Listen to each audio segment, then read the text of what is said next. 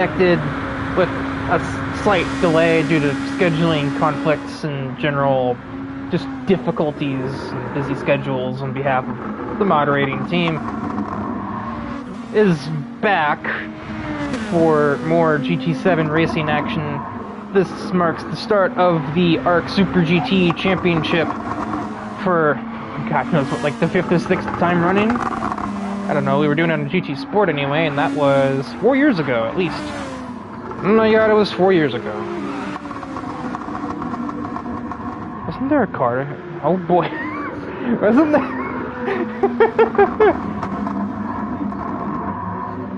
Good start to the broadcast. Oh, that's not a good line. Good start to the broadcast there. A good old disappearing Nissan GTR.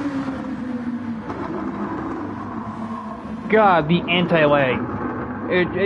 The sounds of anti-lag systems reverberate all across the Suzuka circuit.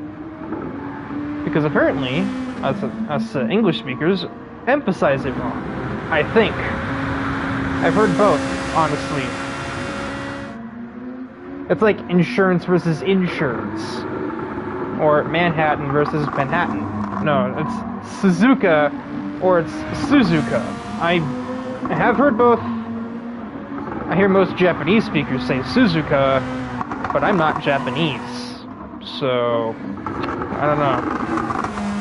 Either way, they're the same thing. The funny broken golf club track. That's what younger me used to think Suzuki. Not Suzuki. Yeah, then that's Suzuki, not Suzuka or Suzuka. Nah. Language is difficult, man. We're waiting for Ridwan to get his stuff together here. He's having some minor technical difficulties.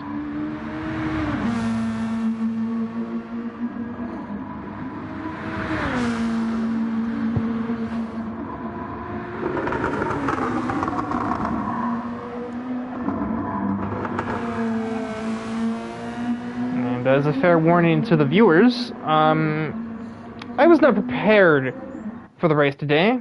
Oh, okay. I was simply not prepared for the race today. So I have been awake for approaching 21 hours. It'll be 22 and a half by the time we're done here. As somebody who's constantly trying to maintain their sleep schedule, and failing miserably. This is kind of commonplace at this point, but it doesn't make it any less annoying.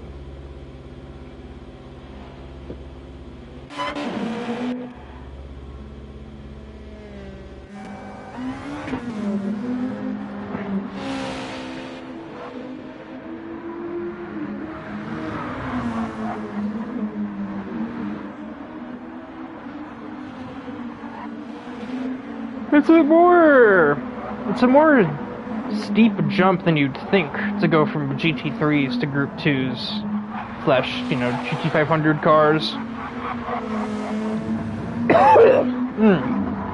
Apologies, I did not get to the mute button in time for that. I tried to at least cough away from the mic, but I don't think it really helped too much. It's a very big change to go from the Group 3 to the GT500s, because these things basically have the downforce of an LMP1 car, while still kind of more or less having roughly the same horsepower that a GT3 would have. A little more, but not a ton more.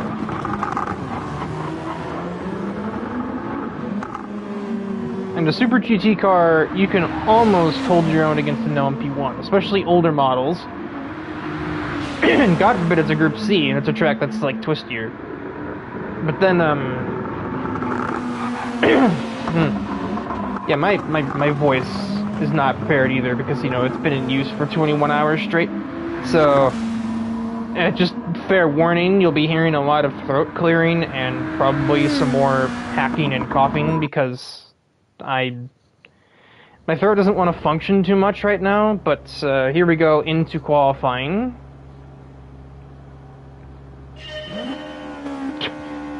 That was a weird delay. Somebody's windshield wipers were on. Gary Lettermirak is going to be the first to leave the pit lane in representing, yeah, there's the sleep deprivation, I already forgot the name. KVM. Yeah, KVM Honda, followed by a CL7 Nissan, another KVM Honda. I don't know if this is necessarily a debut, I don't recognize the name, but either way, I think it's Killian Watterson is the pronunciation of the 16 car, debuting for Vision 47, and finding himself in a bit of sand. His team owner passes in the meantime. Then we see the first of the FR Racing Nissans, followed by a GR Racing Lexus, because that's not confusing. Also a GR... nope, that's Wildcard. I'm big dumb. Yeah, Wildcard Autosport with only Aiden McCarthy today, I believe. Then reigning Super GT champion Ridwan Hamza in another FR GTR. ECR's liveries are not finished yet, so Adam Pelk is running in just the default car. And Robbie Garnish hasn't left the pits yet. But Lettermirak is making his way out of Castillo Triangle. He will be the first to get a lap underway in the session. 1 minute, 50 seconds later. The simple frame of that is some real snap oversteer. There's mid-engine for you. That will be his lap pretty much done and dusted at the earliest opportunity. Kevin Kepley got a little bit inconvenienced by Robbie Ganesh leaving the pit lane. Suzuka's pit lane is a little weird and spits you out basically into the apex for turn 1, and that can get a little sketchy if you're not paying attention, and sometimes even if you are paying attention, it can still be a little awkward. But in general, just the handling comparison of each of the three cars. For high-speed turns, the Honda will be better. For turns that are not high-speed, the Nissan will be better. The Lexus is kind of the ugly middle child, but it does kind of have the... at least has the benefit of being the easiest of the three to drive. But in terms of sheer unadulterated pace, you're not going to find as much out of the RCF as you will the NSX or GTR. GTR and NSX are going to be about dead even in terms of overall performance. It'll just depend on the drivers and the tracks. In other words, you saw what car FR Racing has.